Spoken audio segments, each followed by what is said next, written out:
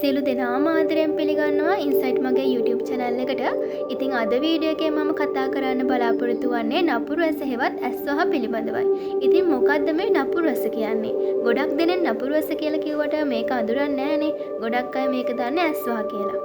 ඉතින් ඔබත් ඇස්වහ විශ්වාස කරන කෙනෙක්ද? එහෙනම් මේ වීඩියෝ එක ඔයාට ගොඩක් වැදගත් වෙයි. එහෙනම් වීඩියෝ එකට යන්න කලින් වීඩියෝ එකට ලයික් එකක් දාගෙනම අපි යමු වීඩියෝ එකට. ඉතින් මේ වීඩියෝ එකේ දිස්සන පරිදි මෙම ප්‍රසිද්ධ සංකේතය ඔබ බොහෝ වාර බොහෝ දුරට මේ ප්‍රසිද්ධ සංකේතයේ සහිත ආභරණයක්ද ඔබ සතු ඇති. නැත්නම් මෙම ප්‍රසිද්ධ ආභරණය පළඳින අයෙකු හෝ ඔබ දැක ඇති. ඒ වගේම යම් පුද්ගලයෙකු තව කෙනෙකු දිහා නපුරු ඇසෙන් බලන ආකාරය ඔබ බොහෝ දුරට දැක ඇති. නමුත් නපුරු ඇසේ සංස්කෘතියේ ගැඹුර සහ අර්ථවත් ඉතිහාසය පිළිබඳව ඔබ දන්නවාද? විවිධ සංස්කෘති රාශියක නපුරු ඇස හෙවත් ඇස්වහ කෙතරම් ජනප්‍රිය හා ප්‍රචලිතද යන්න ඔබ දන්නවාද? ඉතින් ඒ දැනටමත් නවීන ආභරණවලකින් එකකි. හරි. අපි දැන් නපුරු ඇසේ ඉතිහාසය සහ අර්ථය පිළිබඳව. නපුරු ඇසේ සංකේතය සහ මිත්‍යා විශ්වාසය ලෝකයේ ඇති ශක්තිමත්ම සංකේතාත්මක රූපවලින් එකක්. ඇස්වහ යනු ඒ හෙළන අයට හානියක් දුක් වේදනා හෝ යම් ආකාරයක අවාසනාවක් ඇති කිරීමට ලබා දෙන බැල්මක් ලෙස සැලකේ. එය පැහැදිලිවම සඳහන් කරන බැල්මකි. යමෙකු ඊර්ෂ්‍යාවෙන් හෝ පිරිසිදු දේශයෙන් කෙනෙකුගේ අවධානයට ලක්වන වස්තුවට නරක දෙයක් සිදුවීමට අදහස් කරන බව නපුරු ඇසේ මිත්‍යා විශ්වාසයයි. නපුරු ඇස පිළිබඳ විශ්වාසය සඳහා පැරණිතම සාක්ෂි පුරාණ ග්‍රීසිය සහ රෝමය දක්වා දිවයයි. ඕනෑවට වඩා ප්‍රශංසා කරද හෝ සැබම ලැබිය යුතු ප්‍රමාණයට වඩා ප්‍රශංසාව ලැබූ ඕනෑම කෙනෙකුට නපුරු ඇස විශාලාත්මකව තර්ජනයකි. ප්‍රශංසාලද පුද්ගලයා ආඩම්බරයෙන් ඉදිමී යන අතර ඔහු හෝ ඇය නපුරු ඇස හරහා තමන්ගේම විනාශය ළඟා කරගනු ඇත. එය ශාරීරික හා මානසික රෝග ඇති කළ හැකියයි විශ්වාස කෙරිණි. ඒ වගේම ක්ෂණික පැහැදිලි හේතුවක් නොමැති ඕනෑම රෝගයක් ඇස්වහස ඇති වූවක් යයි විශ්වාස කෙරේ. පොඩ්ඩක් ඔබ කල්පනා කරලා බලන්න ඔබටත් මෙවැනි තත්ත්ව ඕනතරම් සිදු වී ඇති.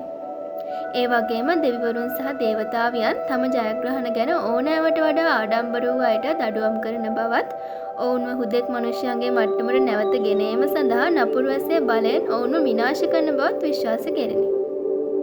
ඉතින් ඔබත් ඔබගේ යම්කිසි ධනයක් බලයක් හෝ වෙනත් දෙයක් නිසා ඕනෑවට වඩා ආඩම්බරයට පත් වී සිටින කෙනෙක්ද? එහෙනම් අදට ඒ தත්ත්වය මගහැර ගන්න බලන්න. මොකද නැත්නම් ඔබට එය පසු කාලයක අනිවාර්යයෙන්ම බලපෑම් කරන්න ලොකු ඉඩකඩක් තියෙනවා.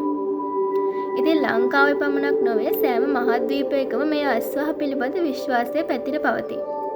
මැද පෙරදිග ආසියාව, යුරෝපය සහ මධ්‍යම ඇමරිකාව යන සියල්ලන්ම ඇස්වහ වලට පියවෙති. ඒ වගේම ඉන්දියාවේද ඇස්වහ කියන දේ බලවත් මිත්‍යා විශ්වාසයකි. ඔවුන් පවසන්නේ ශරීරයට ශක්තිය ලබා දිය හැකි බලවත්ම ස්ථානය ඇස බවයි.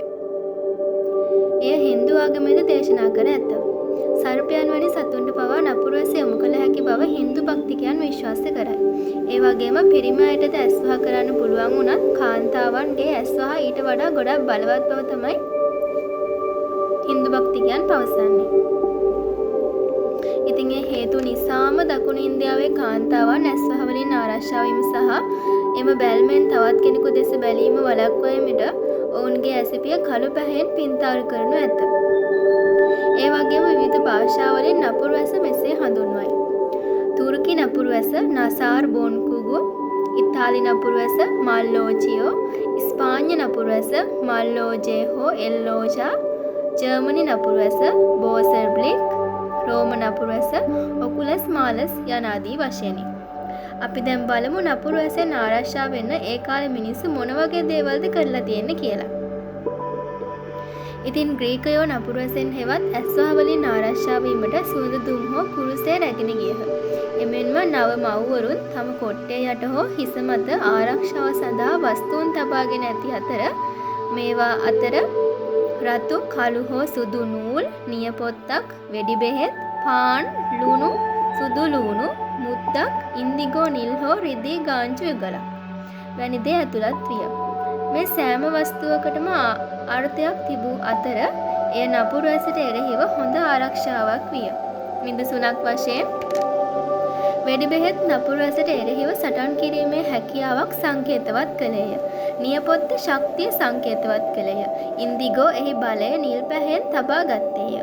ලුණු සංරක්ෂණය සහ ශක්තිය සංකේතයක් විය. කෙසේ හෝ මේ ක්‍රම අසාර්ථක වුවහොත් ග්‍රීකයන්ට ඇස්වහ වලින් ආරක්ෂා වීමට තවත් බොහෝ පිළියම් තිබුණි. එමෙන්ම බංගලාදේශයේ ඇස්වහ වලින් ආරක්ෂා වෙන්න දරුවන්ගේ නළලේ කළු තිතක් අඳිනු ලැබේ. බංගලාදේශය පමණක් නොව ලංකාවෙත් ඕනතරම් අය ඇති අසා ඇති ඔබ දැකත් ඇති අලුත උපන් දරුවෙකුගේ නළලේ හා කම්මුල් මත කළු පැහැයෙන් ඩොට් එකක් තියෙනවා. ඉතින් ලංකාවේ අයද ඒ සිදු කරන්නේ තවත් කෙනෙකුගේ ඇස්වහ වලින් බිලිඳාව ආරක්ෂා කර ගැනීම සඳහා. ඒ වගේම ලස්සන තරුණ කාන්තාවන් ඇස්වහ වලින් ආරක්ෂා වීමට ඔවුන්ගේ කන් පිටුපස කෝල් වලින් රහස් තිතක් අඳිනු ලැබේ. ඉතින් මේ වගේ ගොඩක් ක්‍රම ලංකාවේ අයත් බොහෝසේ භාවිතා කරනවා. මේ ඇස්වහ වලින් අපි හිතනවට වඩා ලොකු බලපෑමක් තියෙනවා. ඒ නිසා අපි නිතරම ඇස්වහ වලින් ආරක්ෂා වීමට වග බලා ගත යුතුයි. ඒකට අපේ සාර්ථකත්වයේ ඉක්මනින්ම අපිට ලබාගෙන අපේ ජීවිතේ සතුටින් ගොඩනගා ගන්න පුළුවන්. ඉතින් මේ වීඩියෝ එකේ සඳහන් වෙන සංකේතයේ සහිත ආභරණයක් ඔබටත් තියෙනවද? ඔබ ඒ ආභරණය පළඳිනවද? ඉතින් ඔබට මේ ආභරණය මේ සංකේතයේ සහිත ආභරණයක් තියෙනවා නම් යටින් කමෙන්ට් කරගෙන යන්න. අද වීඩියෝ එකෙන් ගොඩක් දේවල් ඔයාලා දැනගත්ත කියලා මම හිතනවා. ඉතින් තවත් දවසක අලුත් වීඩියෝ එකකින් එකතු වෙමු. අදට සුබ දවසක්.